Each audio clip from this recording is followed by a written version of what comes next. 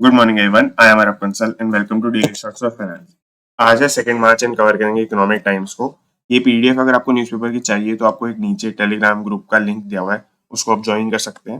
दूसरी चीज़, अगर आपको हमें सपोर्ट करना है, कुछ कंटेंट आने वाला है इंस्टाग्राम के ऊपर, तो एक नीचे पेज का लिंक दिया हुआ है इंस्टाग्राम के, तो आप उसको भी जरूर फॉलो कर लें। जल्दी उसके ऊपर कंटेंट आने वाला है। और एक और चीज़ कि हम वीडियो के बीच में एक क्वेश्चन पूछता हूँ जिसका आपका कैश प्राइज मिलता है। कल अविनेश करके एक पर्सन है, उनको जीता उन्होंने 25 रुपीज का कैश प्राइस, 25 to 50 रुपीज का कैश प्राइस आप जीत सकते हैं। आपको बस जल्दी से जल्दी आंसर करना है इस पूरी वीडियो को देखकर। बीच में कभी भी मैं क्वेश्चन पूछ सकता हूँ किसी भी न्यूज आर्टिकल से रिलेटेड। पहली न्यूज से स्टार्ट करेंगे। GST mop up raises 12% to 1.5 lakh crore in February. GST mop up का मतलब होता है जीएसटी टैक्स। आपको जीएसटी के बारे में पता होगा, ये आपका इनडायरेक्ट टैक्स होता है। ये आप अगर कुछ भी सामान खरीदते हैं एज अ कंज्यूमर, तो आपको पे करना पड़ता है। अगर आपने कोई बिल वगैरह नोटिस किया होगा भी, तो उस पर आपका लगा होता है जीएसटी। या अगर आप कोई बिस्किट वगैरह के पैकेट के पीछे देखेंगे कभी भी, तो वहां पे लिखा होता है, जैसे अगर 10 रुपीज लिखा है तो 10 रुपी के ब्रैकेट में लिखा होता है इंक्लूसिव ऑफ ऑल टैक्सेस। तो वो जो सारे टैक्सेस वाली चीज होती है वो आपका जीएसटी होता है, क्योंकि आपका प्रोडक्ट्स के ऊपर आपको जीएसटी देना पड़ता है, सर्विसेज एंड प्रोडक्ट्स के ऊपर। तो ये जो इसका टोटल कलेक्शन हुआ है गवर्नमेंट के पास, ये आपका 1.5 लाख करोड़ का हुआ है। और ये पिछले महीने से, मतलब पिछले साल से अगर आप कंपेयर करेंगे तो 12% बढ़ गया। पिछले साल का मतलब है पिछले साल के फेब्रवरी से, यानी कि फेब्रवरी 2022 से अगर आप कंपेयर करेंगे। राइटिंग थोड़ी अच्छी नहीं आ रही, बट फेब्रवरी 2022 से कंपेयर करेंगे तो ये आपका 12% का इंक्रीज इसके अंदर आया, आपको देखने को मिलेगा। India GST collection rose 12% to 1.5 lakh crore in February from year earlier. अब हो सकता था, यहाँ पे क्लैरिफाई करने की इतनी इसलिए जरूरत है कि ये जैन से कंपैरिजन भी हो सकता था, बट ये जैन से कंपैरिजन नहीं है। जैन में आपका 1.58 लाख करोड़ रुपीस था, अगर आपको याद होगा, मैंने कवर किया था शायद। तो इसके बाद आपका देखेंगे तो मैन्युफैक्चरिंग सेक्टर, यहाँ पे बेसिकली इसका रीजन सब कहीं निकाले गए हैं, बट बहुत मार्जिनल सा रीजन है यहाँ पर। ये मैन्युफैक्चरिंग सेक्टर में थोड़ा सा चेंज रहा है। इसके अंदर एक इंडेक्स की बात करी गई है, इसलिए मैंने ये हाईलाइट किया है यहाँ पर। वो आपका इंडेक्स है S&P global India manufacturing PMI, purchasing managers index. बहुत ज्यादा टेक्निकल नाम है, नाम से आप डिसाइफर करने की कोशिश ना करें। मैं आपको वैसे ही बता देता हूँ। इसका मतलब होता है कि ये आपके सामने इसका सोर्स है। इसका मतलब होता है कि आपका कितनी मैन्युफैक्चरिंग हो रही है, इसके लिए S&P ग्लोबल नाम की एक कंपनी है, वो एक इंडेक्स चलाती है। इंडेक्स मतलब इससे पता चल जाता है कि कितना मैन्युफैक्चरिंग अच्छा चल रहा है, खराब चल रहा है। मैन्युफैक्चरिंग PMI का मतलब यहाँ पर ये हुआ कि जैसे यहाँ पे लिखा है आपको, reading above 50 suggest the manufacturing sector is expanding. यानी कि अगर ये जो PMI का इंडेक्स है, नंबर आता है किसका, तो आपकी कंट्री के अंदर अगर 50 से ऊपर चल रहा है तो मतलब अच्छी बात है, आपका मैन्युफैक्चरिंग सेक्टर एक्सपैंड कर रहा है। 50 के नीचे चल रहा है, इसका मतलब है कॉन्ट्रैक्शन चल रहा है, यानी थोड़ा डेटेरिएट कर रहा है आपका मैन्युफैक्चरिंग सेक्टर। इंडिया के अंदर अभी 55.3 पर चल रहा है और जनवरी के अंदर 55.4 पर था। तो इसीलिए ऊपर लिखा हुआ है मैन्युफैक्चरिंग सेक्टर के अंदर माइनर चेंज है। अब आपको लग रहा हो कि फिर इन दोनों न्यूज का कलेक्शन क्या है, इन दोनों न्यूज का कनेक्शन क्या है। तो वो कोई कनेक्शन नहीं है, मैं वही बता रहा हूँ कि यहाँ पर ये बताया गया है, इसके रीजंस निकालने की कोशिश करी गई है, उसके अंदर बस ऐसी फैक्ट लिख इन्होंने लिखा है। क्योंकि क्या हुआ है, मंथ एंड हो चुका है। मंथ एंड होते ही बहुत सारे रिपोर्ट्स, बहुत सारे इंडेक्सेस, ये सब अपना कलेक्शन करके बताते हैं।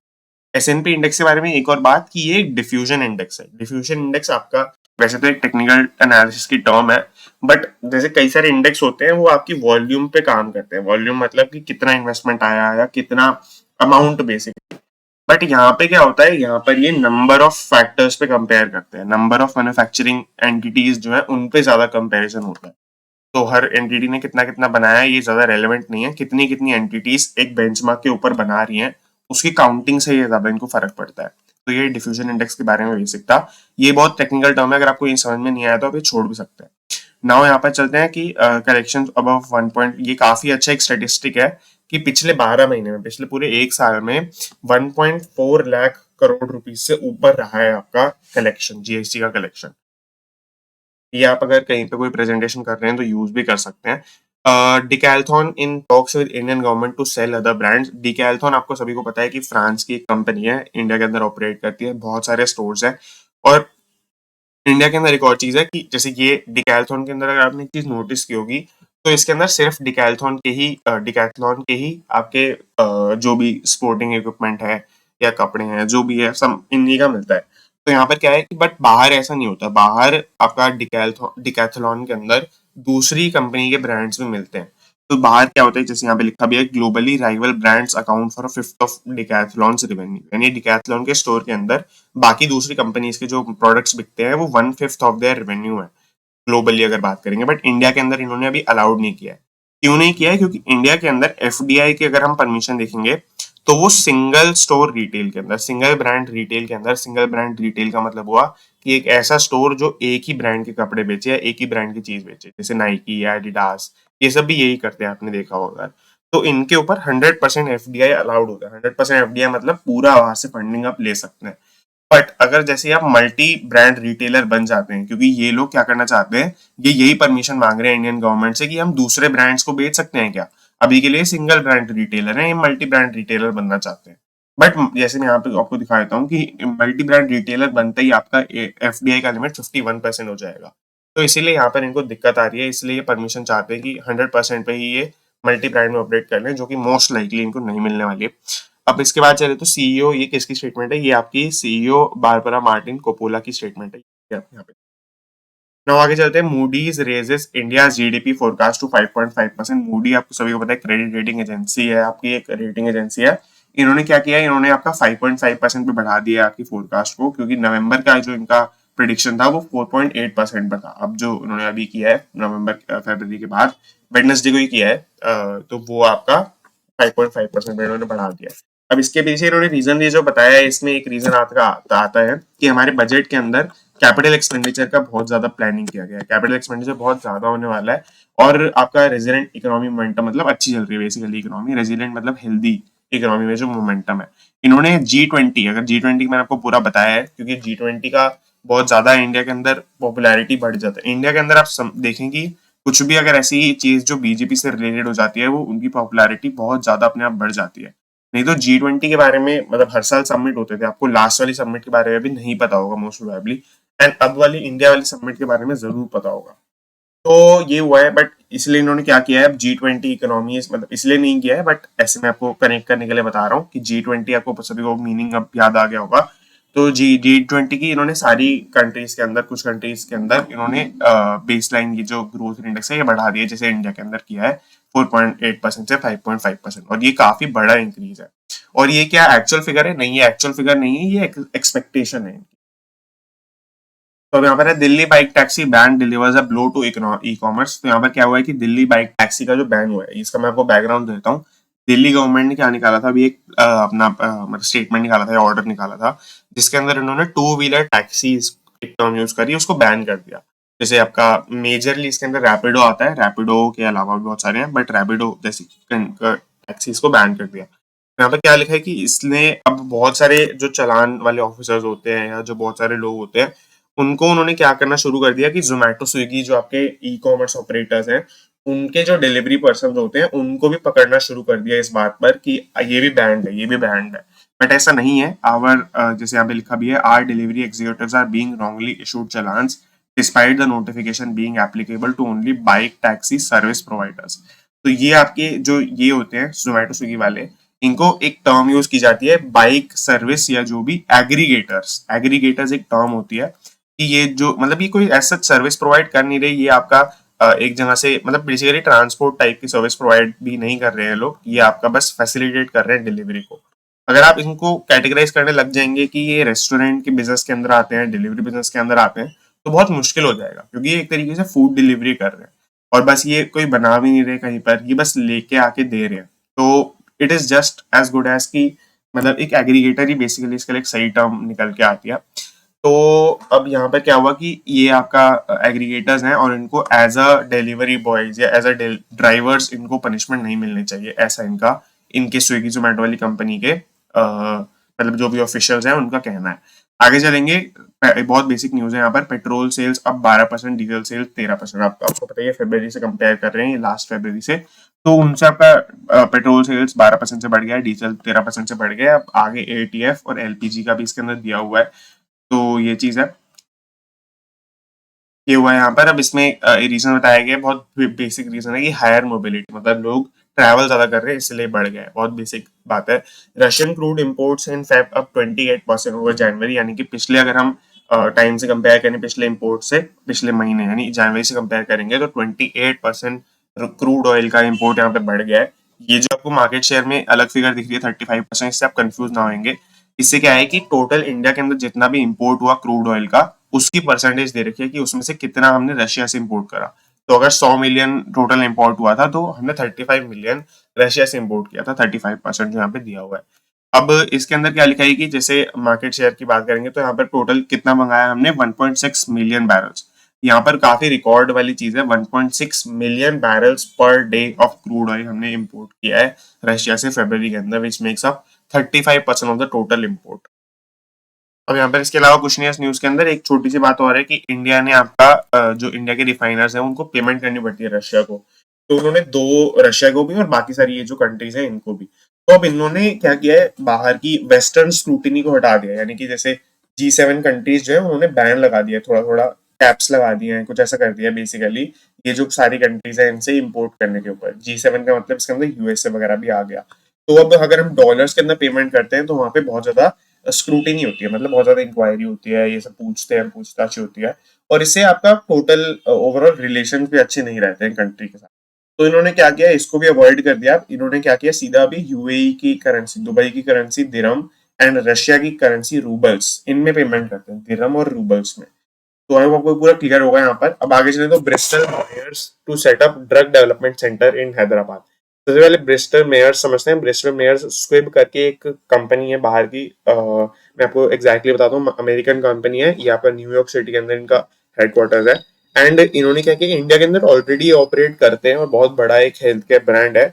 ये आपको यहाँ पे दिखेगा कि इंडिया के अंदर कैसे ऑपरेट करते हैं। The company has a commercial team based in Mumbai, has a commercial team based in Mumbai and has a long-term ongoing collaboration with Cygene। R&D services के लिए इन्होंने कोलैबोरेशन किया है Cygene के साथ। इसके अलावा एक्सेंचर इनका बिजनेस सपोर्ट करता है इंडिया के अंदर।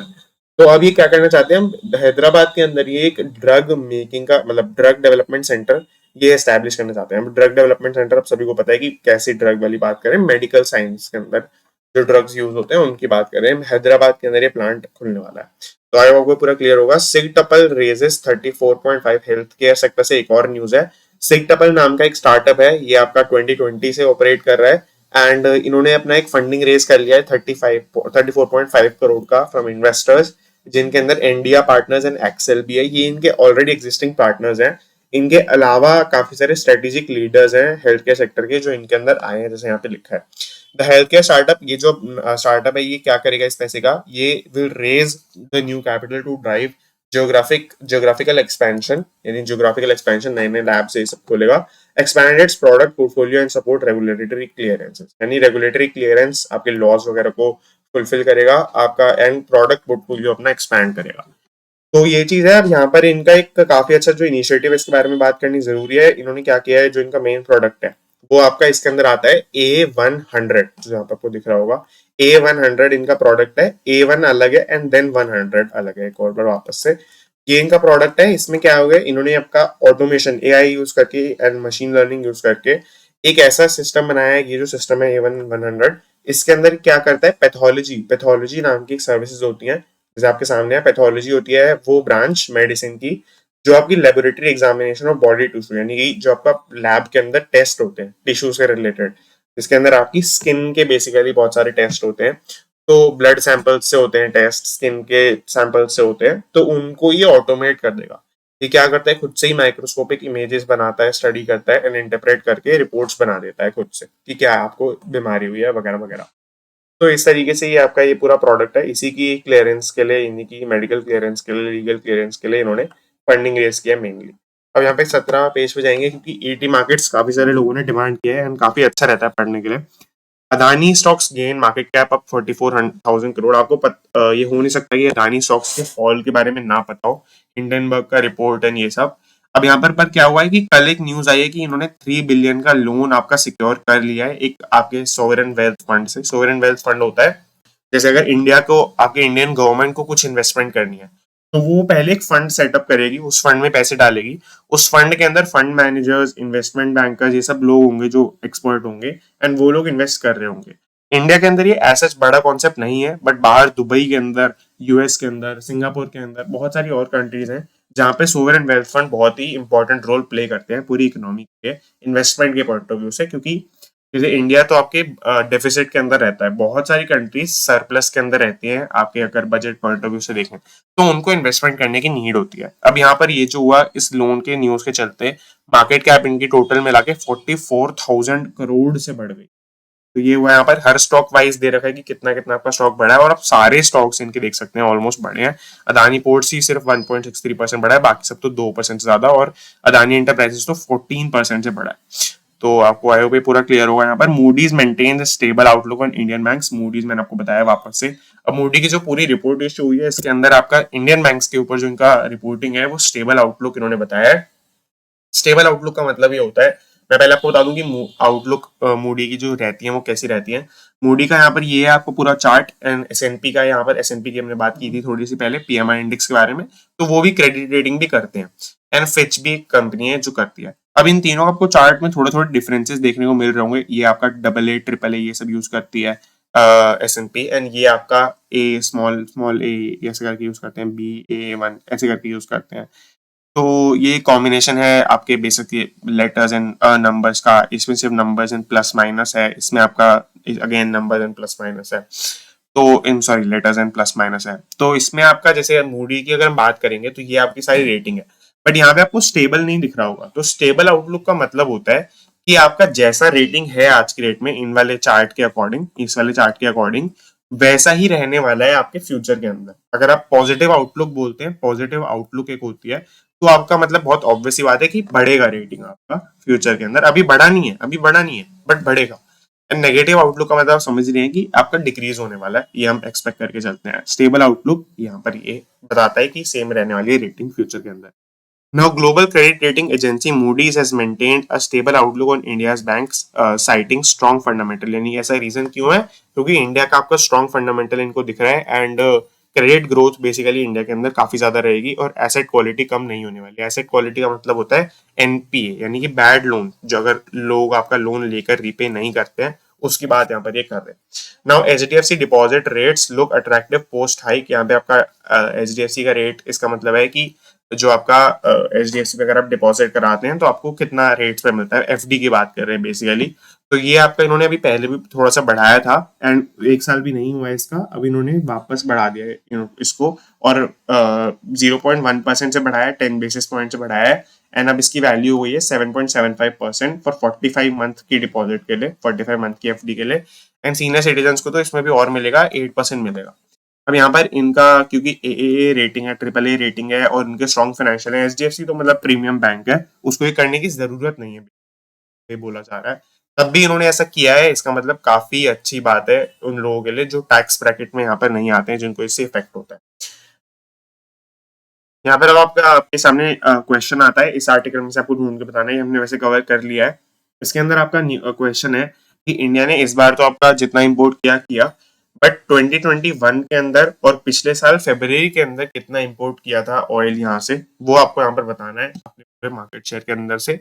तो आई होप आपको कमेंट में आंसर करने को मिलेगा, एंड 30 रुपीज का एक क्वेश्चन है। आपको अगर आप सही आंसर करते हैं सबसे पहले जो करेगा उसको ये आपका कैश प्राइज मिलेगा। आपको टेलीग्राम पे मैसेज करना है, अगर आप जीत जाते हैं मैं आपको कमेंट में बता दूंगा किस आईडी पर करना है, एंड आपको मैं वहाँ पे ATM पे या किसी भी UPI के थ्रू ट्रांसफर कर दूंगा। तो that is it, thank you for watching. ये इकोनॉमिक टाइम, अगर आपको अगेन PDF चाहिए तो आप नीचे टेलीग्राम ग्रुप पे ज्वाइन कर सकते हैं। So that is it, thank you for watching.